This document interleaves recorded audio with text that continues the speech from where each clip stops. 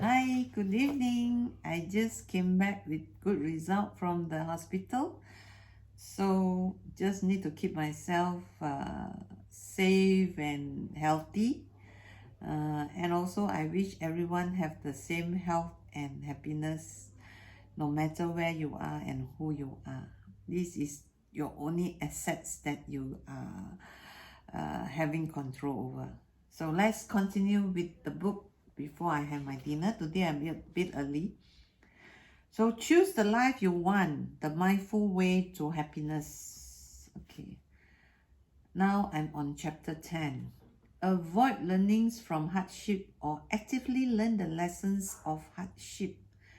The quote from Anne Harbison. Never let a good crisis go to waste. Wow, this is interesting because we are having a world crisis with the pandemic.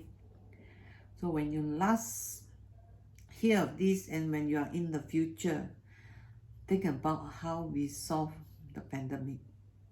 Okay, so my only power is I wish and pray that everybody build their own immune system and keep it doing it to those around them, encourage them to build their immune system, because at the moment this is the only solution until something is found.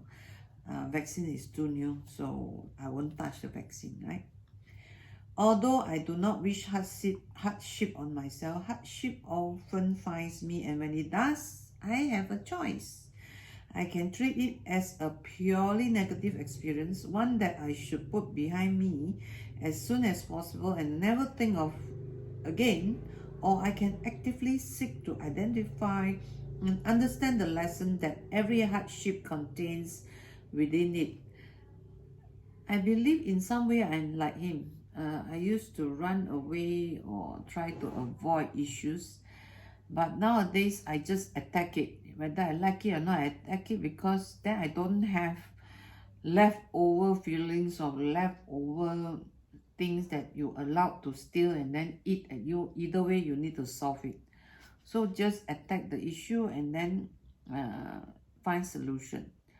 Everything is everything have solution.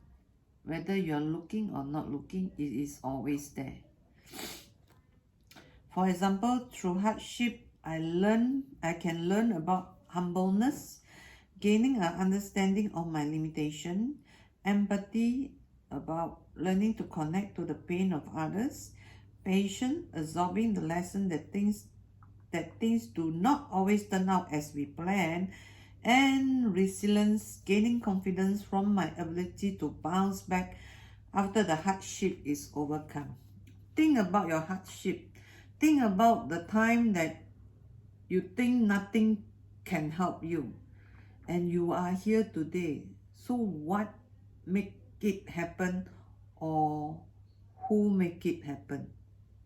Think about it. I most certainly do not have to be happy about everything that is thrown my way, and yet once something negative happens to me, I can use it as a tool for development and growth. Things do not necessarily happen for the best, but I can choose to make the best of things that happen. Yeah, you can, I can. So let's do it. So the story share on this one is in the year 2000, Catalina Escobar tragically lost her son in an accident. Although devastated by her loss, she chose to take action, dedicating her life from the point on to saving other children. She decided to focus her effort in the Colombian city of Cartagena, where infant mortality rates were close to 50 in 1,000 compared to 5 in 1,000 in developed countries. Catalina founded the Juan Felipe Gomez Escobar Foundation, which provides children at risk with appropriate nutrients and young mothers with important health counseling and services. As a result of her efforts, thousands of children's lives have been saved, and many more than that will continue to be saved in the future. Catalina has become a champion of children's health. She speaks around the world about creating similar ventures that can make all the differences in children's life as well as the lives of their parents. The organization that she built combines social services with efficient business practices and has become a model for other poverty-stricken cities in Colombia and elsewhere. Does Catalina think that the death of a child happened for the best? I doubt it, and I'm sure that were it possible, she would do everything that she could to bring him back. However, as a result of the tragedy she experienced, she discovered within herself remarkable strengths that give her resilience to bounce back and bring about significant change in herself and by extension in her community. Find the lesson in difficulties that you are facing right now. Look back and learn from the hardship that you've experienced in the past. You will not only derive important lessons from reflecting on these challenges, you will also realize how much you have grown as a result. Chapter 11. Allow others to upset you. Well, this happened very often before, but now I always, due to the coaching that I am giving and also due to the coaching that I am receiving, and daily or whenever I have time, I did my own self-coaching. I tend to give a few seconds of, I stop myself for a few seconds whenever I feel that this one is blowing up. And it helps a lot and make life more beautiful. I hope it helps you. Appreciate and learn from those around you. Appreciation is the humans what the sun is for the plants. The quote from Frank Everson. There are certain people once we know intimately and others we met for the first time who for one reason or another irritate us. It just happened. It could be the way they act or talk, the way they look or walk, and while there is no need to always change our perspective about those people, leaving the scene or minimizing the time we spend with them could be the right thing to do. We lose many opportunities when we mindlessly succumb to the dictates of other unpleasant reactions. Reflecting on the source of our dislike towards another person can reveal something about ourselves. True. The other method I use is when somebody irritates me, then I think back, which part is this person teaching me? Which part of me that is also so irritating? And slowly you will find the answer, and then you learn to let go. You learn to forgive yourself for making those mistakes. Because we often get annoyed by precisely those things we dislike in ourselves.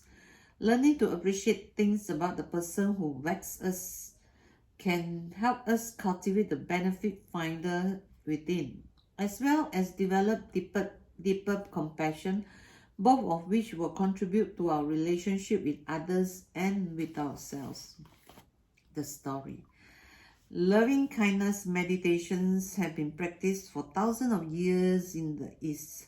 More recently, Western scientists have demonstrated the remarkable benefits of this practice.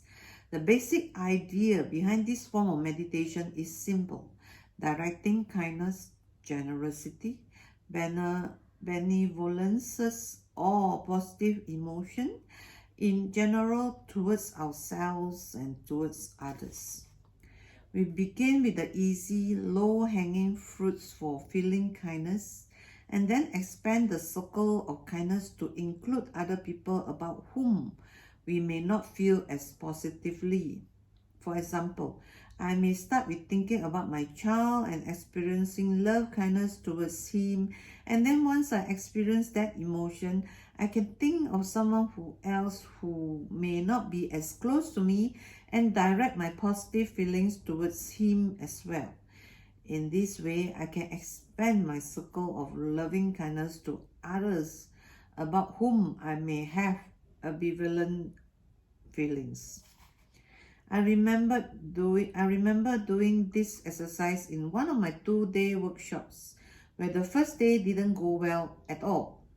A number of participants were cynical about positive psychology, and I became increasingly restless during the course of the day. The second day, I woke up and did loving kindness meditation, directing my love first towards the members of my family one by one and then expanding it towards the participants in the workshop. I really felt genuine kindness and love towards the participant when I meditated. Later on, I arrived at the workshop brimming with positive emotions. The second day of the workshop went extremely well and I learned a great deal, especially from the skeptical participants. Whether this was because of the meditation, I don't know.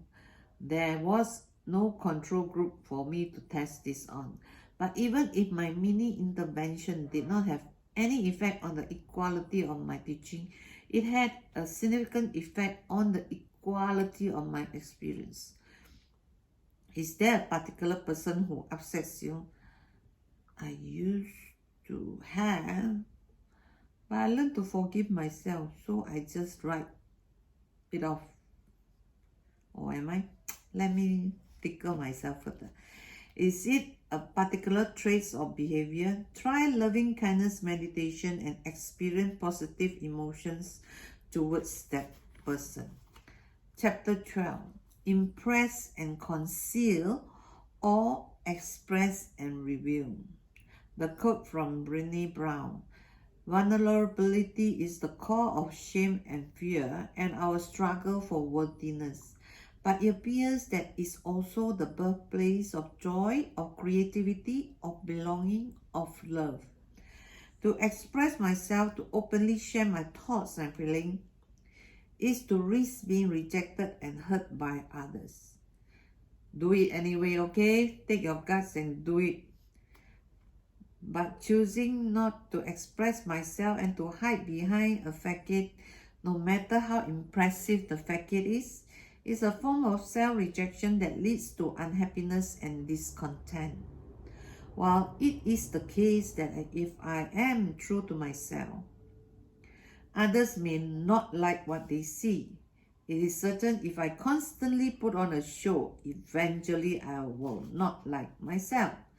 Putting on a facade is often an indicator of low self-esteem, but far from being a fix for the problem, pretending to be someone I am not has the effect, over time, of lowering my self-esteem. Moreover, if others like what they see when I put on a show, it is not me that they like, but the person I'm pretending to be. Have you ever been through this? I have. Honestly speaking, I have. I have to put on a facade because of the task I had in hand. But I feel very miserable.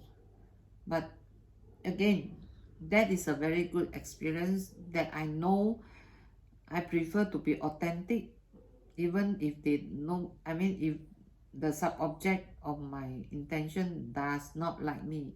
Because the most important thing is for me to like myself. How about you? What is your choice? When I choose the real over the unreal, authentic over the inauthentic, when I express rather than impress, I no longer apologize for who I am.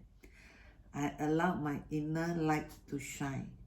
And the story is, Professor Brené Brown studied people who enjoyed a high self-esteem. Her objective was to understand what it was about them that was different from people who feel unworthy. The only distinguishing characteristic that she identified was courage. Courage to be imperfect and to be vulnerable. Rather than constantly be concerned about whether their love would be reciprocated, they gave love first. Rather than choosing not to apply for a position they really wanted but had little chance of getting, they plunged in. now, rather than choosing not to apply. That's just what I did. I just don't apply when I don't feel like it. Even the chance is high, you know. Rather than concerning themselves about how they would be perceived, they were authentic, willing to let go of who they thought they should be in order to be who they were. Rather than hide their vulnerabilities and imperfections, they shared them. Allowing ourselves to be vulnerable, to let go of the mask of perfection is very hard. Yeah, it is. Vulnerability comes at a price. It can hurt a lot. But this cost is negligible compared to the cost we paid when we suppress part of our humanity. When we do not allow ourselves to be vulnerable, we are also suppressing our joy and happiness and the potential to cultivate deep and meaningful connections in our life. Can you open up a little bit more? Reveal part of your true self. Go on. Be vulnerable. Be real. Chapter 13. Focus on defeating the others or seek the win-win. The quote from Stephen R. Covey, good author. There's plenty out there and enough to spare for everybody. An abundance mentality involves sharing prestige, recognition, profits, and decision making. It opens possibilities, options, alternatives, and creativity. In most disputes, whether a minor domestic spat or a major political conflict, it is possible to find a solution that benefits both sides. When I set out to fight and defeat my opponent, I end up expending a great deal of my energy on destroying rather than on creating the maximum value. Moreover, entering a dispute with a win-lose approach often leads to a similar approach being adopted by other party. As a result, both of us may end up losing. When I show goodwill and a desire to help, I invite similar behavior from others. When we put our joint resources, our mind and heart, to the task of increasing the benefits to the individual and the group, we stand a better choice of success for those who are involved. The pleasure of winning when the other side loses is short-lived. The joy of a win-win outcome lasts a great deal longer and often creates the basis for yet another round of positive experiences.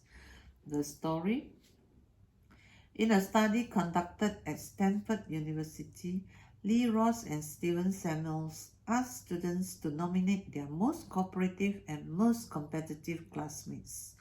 Those nominated, not knowing that they were selected for their particular characteristic, were then asked to participate in a prisoner's dilemma game, a game in which each participant can choose a win-win cooperative approach or a win-lose competitive approach. Through a random assignment, half the students were told that the exercise was called the community game and the other half that it was the Wall Street game. The majority of those who were in the community game cooperated, whereas the majority of those who are in the Wall Street game did not. Whether participants were nominated for being competitive or cooperative was a very weak predictor of their behavior in the game. What made the difference were the context in which the situation was framed. We too have control over how we frame the context in which we act, both with respect to particular situations and to life as a whole. If we approach the situation with the intention of making it win-win, just as participants in a community game did, we are a great deal more likely to cooperate and find an outcome that will indeed make all involved better off. Our relationships will improve a great deal and we will enjoy life a lot more if we seek the win-win outcome. The next time you interact with someone, whether the context is a cooperative or a competitive one, think about how you can both benefit, how you both win. How can both win? Chapter 14. Rush through life or savor life. The quote from George Eliot: "The golden moments in the stream of life rush past us, and we see nothing but sand. The angels comes to visit us, and we only know them when they are gone." Ever been in this situation? I have. The guiding axiom of life, modern life, is that more is better, but we pay a heavy price for placing quantity over quality.